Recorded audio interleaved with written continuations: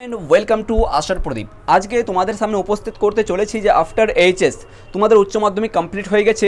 এখন উচ্চ মাধ্যমিকের পরে তোমরা কি করবে, পাস কোর্স করবে নাকি অনার্স করবে, অথবা তোমরা কোন লাইনে গেলে সবচেয়ে বেস্ট অ্যান্ড তোমার সিকিউর তোমার লাইফটা হতে পারে, সবচাইতে বেস্ট টু বেস্ট তুমি কোন লাইনে গেলে বা কোনটা তুমি কোর্স করলে সবচাইতে বেস্ট তোমার জন্য উপকৃত হবে, তোমার লাইফকে সিকিউর করবে, খুব তাড়াতাড়ি চাকরি পেতে পারো, এই সমস্ত বিষয়গুলো কিন্তু আজকের এই ভিডিও টপিক রয়েছে।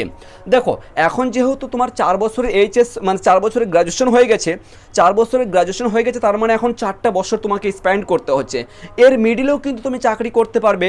জাস্ট এই ভিডিওটা তোমরা কন্টিনিউভাবে দেখো, কোন চাকরির জন্য তুমি এলিজিবল আছো, কোন চাকরিতে তুমি বসতে পারবে। আদারওয়াইজ তুমি যদি টিচিং প্রফেশনে যেতে চাও, তোমার যদি স্বপ্ন থাকে না ম্যাডাম হবো বা স্যার হবো, তাহলে সেই ক্ষেত্রে তুমি কোন কোন লাইনে যেতে পারো এবং কোন সাবজেক্টে তোমার অনার্স করলে সবচেয়ে বেস্ট হবে, আজকেরই এই টপিকটা রয়েছে। তো অবশ্যই সকলকে বলবো যে আশার প্রদীপ কোচিং সেন্টারকে অবশ্যই সাবস্ক্রাইব করে নাও পরবর্তী আপডেট পাওয়ার জন্য, এবং বিশেষ করে চাকরির আপডেট কিন্তু সমস্ত কিছু আমাদের ইউটিউব চ্যানেলের মধ্যে তোমরা পেয়ে যাবে। দেখো, 1 নম্বর কথা হচ্ছে কি, ইউজি চাই তুমি ডক্টর করো, নেট কোয়ালিফাই করো, নিটের তুমি মানে এমবিবিএস করতে যাও, অথবা তুমি অনার্স করো, অথবা তুমি পাস কোর্স করো, সবাইকে কিন্তু আমরা ইউজি আন্ডার গ্রাজুয়েটের মধ্যে প্রেজেন্ট। ঠিক আছে, দেখো বর্তমানে কি করতে হবে, দেখো দুই ধরনের কোর্স থাকে। একটা হচ্ছে কি রেগুলার কোর্স, আর একটা হচ্ছে কি ডিস্টেন্স কোর্স। ডিস্টেন্স কোর্সটা একটু পরে আসছি, ওটা এখন আলোচনা করছি না।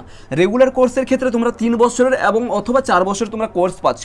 দেখো, একটা কথা মাথায় রাখবে, তোমরা এখন উচ্চ মাধ্যমিক দিয়ে দিয়েছো, তার মানে তুমি পশ্চিমবঙ্গ তথা সেন্ট্রালের অর্থাৎ ভারতের কেন্দ্রীয় সরকারের সমস্ত চাকরির পরীক্ষাতে তুমি এলিজিবল, অর্থাৎ তুমি বসতে পারবে, তুমি প্রাপ্ত, তুমি উচ্চ মাধ্যমিক অথবা মাধ্যমিক পরে তুমি কোন কোন চাকরিগুলো মানে দিতে পারবে, সেই সমস্ত বিষয়গুলো শেয়ার করেছি।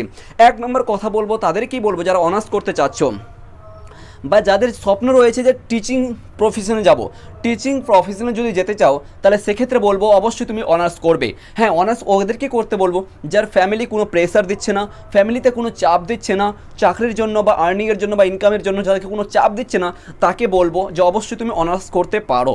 ঠিক আছে, অনার্স কমপ্লিট করে মাস্টার্স করবে। ঠিক আছে, তোমার যদি স্কুল লেভেলের চাকরি থাকে, তাহলে সেক্ষেত্রে তোমার গ্র্যাজুয়েশন করলে যে কোনো একটা সাবজেক্ট, যেটা তোমার সাবজেক্ট সবচেয়ে বেস্ট মনে হচ্ছে, সেই সাবজেক্টে তুমি অনার্স করো, 4 বছর লাগবে। অনার্স কমপ্লিট করার পরে তুমি বিএড করবে। বিএডের পরে যে এসএসসির যে আর কি মানে যে তোমার ওই 11-12-এর টিচারের যে রিকোয়ারমেন্ট হচ্ছে, তার সঙ্গে তোমার 9-10-এর এই সমস্ত কিছু ভ্যাকেন্সি বের হয়, এগুলোর ক্ষেত্রে তুমি বসতে পারবে। আফটার তোমার এদিকে 4 বছর লাগবে তোমার গ্র্যাজুয়েশন করতে, 2 বছর লাগবে তোমার বিএড করতে, তার মানে 6 বছর তোমাকে ওয়েট করতে হচ্ছে চাকরির জন্য। অর্থাৎ তোমাকে টিচার হতে গেলে তোমাকে 6 বছর ওয়েট করতে হচ্ছে। এবং তোমার যদি প্রাইমারিতে যেতে যাও, অর্থাৎ 1 থেকে 4 পর্যন্ত যেতে যাও, তাহলে সেক্ষেত্রে তুমি এইচএসের পরে ডিএলএড করতে পারো। ঠিক আছে, তাহলে প্রাইমারিতে তুমি যেতে পারো। আর দেখতে পাচ্ছ পশ্চিমবঙ্গের সরকারের, বা পশ্চিমবঙ্গ কেন, প্রত্যেকটা বলতে গেলে আর কি রাজ্যের এই অবস্থা, কিন্তু টিচিং ক্ষেত্রে কিন্তু টিচারের কিন্তু রিকোয়ারমেন্ট হচ্ছে না। ঠিক আছে, হবে, আপকামিং হতে চলেছে, কিন্তু প্রেজেন্ট মানে রাজ্যের যে অবস্থা কিন্তু সেরূপভাবে কিন্তু একটা কোনো ভালো পজিটিভ আমরা ফিডব্যাক দেখতে পাচ্ছি না, ভালো পজিটিভ কোনো রাস্তা দেখতে পাচ্ছি না। তো এই ক্ষেত্রে যাদের আর কি ইচ্ছা আছে যে আমি যাবো ইন ফিউচারে টিচিং লাইনে, তাহলে সেক্ষেত্রে বলবো তারা 6 বছর পর্যন্ত তোমাদেরকে স্টাডি করতে হবে। এরপরে চলে এসো যার আর কি ইচ্ছা যে খুব তাড়াতাড়ি আমাকে চাকরি পেতে হবে, যে ফ্যামিলি থেকে খুব প্রেশার আছে, নিজে থেকে কোনো কিছু করতে হবে, নিজে থেকে তৈরি হতে হবে, এই ক্ষেত্রে তাদেরকে বলবো যে তোমরা কি করবে, তোমরা পাস কোর্সে ভর্তি হয়ে যাবে। কোনো কিছু দরকার নেই, দেখার দরকার নেই। তোমরা যদি রেগুলার কোর্স করতে চাও, তাহলে রেগুলার কোর্সে ভর্তি হবে। আদারওয়াইজ তোমাদেরকে বলবো ডিস্টেন্স কোর্সে তোমরা ভর্তি হয়ে যাও। ডিস্টেন্স কোর্স বলতে যেমন করে তোমরা নেতাজি সুভাষ ওপেন ইউনিভার্সিটি নাম শুনেছো, নেতাজি সুভাষ ওপেন ইউনিভার্সিটি তোমরা ভর্তি হয়ে যাবে। এই distance course and regular course দুটোরই কিন্তু সমান ভ্যালু, কোনো পার্থক্য নেই, সেম ভ্যালু। এখানে কি আছে, তোমাকে সেমিস্টার ওয়াইজ পরীক্ষা দিতে হবে, এখানে কি আছে ইয়ারলি ওয়াইজ পরীক্ষা দিতে হবে। এই পর্যন্ত তোমার এখানে তুমি যদি অনার্স করো, এখানে তুমি যদি ডিস্টেন্স থেকে অনার্স করো, তাও তোমার 3 বছর লাগবে। আর এখানে তুমি যদি রেগুলার করো, তাও তোমাকে এখানে তোমার লাগছে 3 বছর করতে গেলে তোমাকে পাস কোর্স নিতে হচ্ছে 3 বছর লাগছে, কিন্তু অনার্স করতে গেলে 4 বছর লাগবে। এই পর্যন্ত ঠিক আছে। নেতাজি সুভাষ ওপেন ইউনিভার্সিটির বর্তমানে বা রবীন্দ্র ভারতী বিশ্ববিদ্যালয়ের একটা আছে, হ্যাঁ, ওপেন মানে দেখতে পাবে, গুগল সার্চ করলে আর কি ওপেন ইউনিভার্সিটি পেয়ে যাবে, সমস্ত কিছু ডান, ডিস্টেন্স থেকে ভর্তি হয়ে যাবে। এরপরে যেটা করতে হবে তোমাদেরকে, এইচএস হয়ে গেছে, তোমাকে চাকরি দরকার বা চাকরি পেতে হবে, সেই জন্য তোমাদেরকে বলবো যে এমটিএস এর ফর্ম ফিল আপ করবে, সিএইচএস এর ফর্ম সামনে আসতে চলেছে, 2025 সালে ভ্যাকেন্সিগুলো বের হতে চলেছে। দেখো কী কী তোমরা বের করতে পারবে। দেখো জবের ক্ষেত্রে যখন তোমরা জবের লাইনে আসতে চাচ্ছ বা জব করতে হবে আমাকে, তাহলে সেক্ষেত্রে বলবো একটা জব হচ্ছে তোমার 10th পাসে, একটা 10 পাস মানে মাধ্যমিক পাস শুধুমাত্র, এবং একটা হচ্ছে তোমার উচ্চ মাধ্যমিক পাস মানে 10+12, ঠিক আছে, 10+12 এই পাশে তোমার যোগ্যতা যদি থাকে তাহলে তুমি অ্যাপ্লাই করতে পারবে কোন কোন চাকরির ক্ষেত্রে, এসএসসি, সিএইচএসএল, এমটিএস, জিডি এবং এসএসসির আন্ডারে অর্থাৎ staff selection commission, government of ইন্ডিয়ার আন্ডারে সেন্ট্রালের ক্ষেত্রে অনেক চাকরি রয়েছে, ঠিক আছে। এসএসসির ক্ষেত্রে শুধুমাত্র তোমাকে উচ্চ মাধ্যমিক অথবা উচ্চ মাধ্যমিক পাস করে কিন্তু তোমরা চাকরি পরীক্ষাগুলোতে বসতে পারবে। তারপরে কি West Bengal police sub inspector, West Bengal পুলিশের কনস্টেবল, দেন তোমার কলকাতা পুলিশ কনস্টেবল এবং সাব ইন্সপেক্টর, এই সমস্ত, তার সঙ্গে তোমার আরপিএফ, ঠিক আছে, আরপিএফ কনস্টেবল, এসআই, এই সমস্ত পরীক্ষাগুলোতে তুমি বসতে পাবে। এরপরে চলে এসো, তোমার যদি না বেস্ট টু বেস্ট একটা জায়গাতে, অর্থাৎ তোমার যদি মানে টার্গেট থাকে যে আমি ডিএম হব, ইন ফিউচার আমি আইএস হব অথবা আইপিএস হব, সেক্ষেত্রে তোমাকে পরীক্ষা দিতে হবে, ইউপিএসসির পরীক্ষা দিতে হবে। এর জন্য তোমাকে লাগবে গ্র্যাজুয়েশন। এই গ্র্যাজুয়েশন সার্টিফিকেটটা তুমি এখান থেকে নিতে পারো, অর্থাৎ ডিস্টেন্স থেকে নিতে পারো অথবা তোমার রেগুলার থেকে নিতে পারো। দুটোই কোর্স কিন্তু সমান ভ্যালু, ঠিক আছে, দুটোই কোর্স কিন্তু সমান, কোনো ডিফারেন্স নয়। তাহলে তুমি কি করবে, এখান থেকে তুমি অনার্স নিয়ে একটা ভর্তি হয়ে যাবে, অথবা তুমি চাইলে এখান থেকে অর্থাৎ রেগুলার কোর্সে যে কোনো একটা কলেজে পাস কোর্সে ভর্তি হয়ে যাবে। এবার দেখো পাস কোর্সে কোন কোন সাবজেক্টগুলো নিবে। তোমার যদি টার্গেট আছে যে না আমি ইউপিএসসি দেবো অথবা ডাব্লিউবিসিএস দেবো, ঠিক আছে, তোমার যদি এই টার্গেট থাকে তাহলে তোমাকে একটাই সাজেশন করব, ওই সাবজেক্টগুলো চুজ করবে যে সাবজেক্টগুলো সবচাইতে বেশি কোশ্চেন মানে পরীক্ষার হলে যে যে সমস্ত ওই তোমার চাকরির হলে বা চাকরির পরীক্ষাতে যে সমস্ত সাবজেক্টগুলো সবচেয়ে বেশি কোশ্চেন করে আর কি, বেশি কোশ্চেন হচ্ছে সেই সমস্ত সাবজেক্টগুলোকে সিকিউর করবে। Number 1 history, number 2 geography, number 3 economics, number 4 polity, number 5 এর ক্ষেত্রে যদি আসা যায় কারেন্ট অ্যাফেয়ার্স তো পাবে না ওখানে, ঠিক আছে। বেসিক্যালি কিন্তু এই 3-4টা যে সাবজেক্টের কথা বললাম সবচাইতে মোস্ট ইম্পর্টেন্ট জিকের ক্ষেত্রে কিন্তু এইগুলো থেকে কোশ্চেন বেশিরভাগ আসছে। তাহলে তুমি কি লিখতে পারো, 1 নম্বর পলিটি নিলে, 2 নম্বর তুমি হিস্ট্রি নিলে, 3 নম্বর তুমি জিওগ্রাফি নিলে, যদি জিওগ্রাফি যদি না নাও তাহলে ইকোনমিক্স নিলে, ঠিক আছে।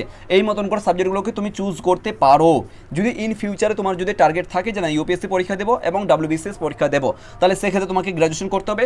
আর প্রিপারেশন কিন্তু এখন থেকে শুরু করে দিতে হবে, প্রিপারেশন কিন্তু এখন থেকে শুরু করতে হবে। ইন ফিউচার তুমি যদি আইএস হতে চাও অথবা আইপিএস হতে চাও, বিডিও হতে চাও, এসপি হতে চাও, সেক্ষেত্রে তোমাকে কিন্তু এখন থেকে প্রিপারেশনটা শুরু করতে হবে।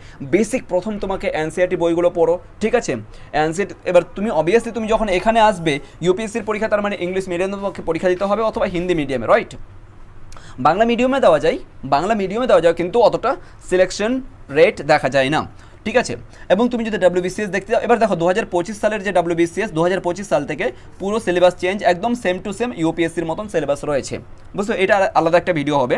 তাহলে সেক্ষেত্রে বলবো যে প্রিপারেশন কিন্তু জোরদারভাবে লাগিয়ে দাও। তোমাদেরকে বলবো যারা তোমরা এইচএস পাস করে গেছো তোমরা অবশ্যই কিন্তু এই চাকরির ফর্মগুলো ফিল আপ করবে, ঠিক আছে। কখন কি আপডেট, কখন কি ফর্ম ফিল আপ হচ্ছে সমস্ত কিছু আমরা এই নাম্বারে তোমরা হোয়াটসঅ্যাপ করবে এবং গ্রুপে যুক্ত হয়ে যাবে। সমস্ত কিছু কিন্তু জবের গ্রুপ রয়েছে আমাদের, সমস্ত কিন্তু আপডেট, সমস্ত তোমাদের আশার প্রদীপের যে জব গ্রুপটা রয়েছে সমস্ত সেখানেই কিন্তু তোমাদেরকে আপডেট দিয়ে দেওয়া হবে কবে কি চাকরির ফর্ম ফিল আপ চলছে। বর্তমানে যদি বলা যায় যে সিএপিএফ এর ফর্ম ফিল আপ চলছে, যেটা গ্রাজুয়েশন লাগবে, ইউজি লাগবে, বুঝতে পেরেছো। তারপর তোমার অগ্নিবীর কিছুক্ষণ আগে শেষ হলো।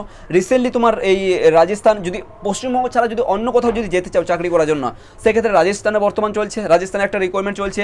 তারপর তোমার মধ্যপ্রদেশে চলছে একটা, তারপরে ইউপির চলছে, বিহারে তোমার কনস্টেবল বিহার পুলিশের রিকোয়ারমেন্ট চলছে। যদি অন্যান্য যেতে চাও প্রচুর পরিমাণে রিকোয়ারমেন্ট চলছে এবং সামনে কিন্তু ভোট আসতে চলেছে, প্রচুর পরিমাণে রিকোয়ারমেন্ট হবে। তোমাদেরকে বলবো প্রিপারেশন এখন থেকে শুরু করে দাও, পড়াশোনা এখন থেকে শুরু করো, সময় নষ্ট না করো, ঠিক আছে। এখন থেকে বিশেষ করে তোমার হিস্ট্রিটাকে ভালো করে কভার করো, হিস্ট্রি, জিওগ্রাফি, ঠিক আছে। তারপর তোমার বিশেষ করে তুমি যদি স্কোর করতে চাও তাহলে 1 নম্বর ম্যাথ, 2 নম্বর রিজনিং, 3 নম্বর ইংলিশ, এই 3টা সাবজেক্টকে, 3টা টপিককে, 3টা পার্টকে ভালোভাবে শক্ত করে নাও, ঠিক আছে। যেই 3টা পার্টে স্ট্রং হয়ে যাবে তাকে কেউ চাকরি পরীক্ষাতে হারাতে পারবে না।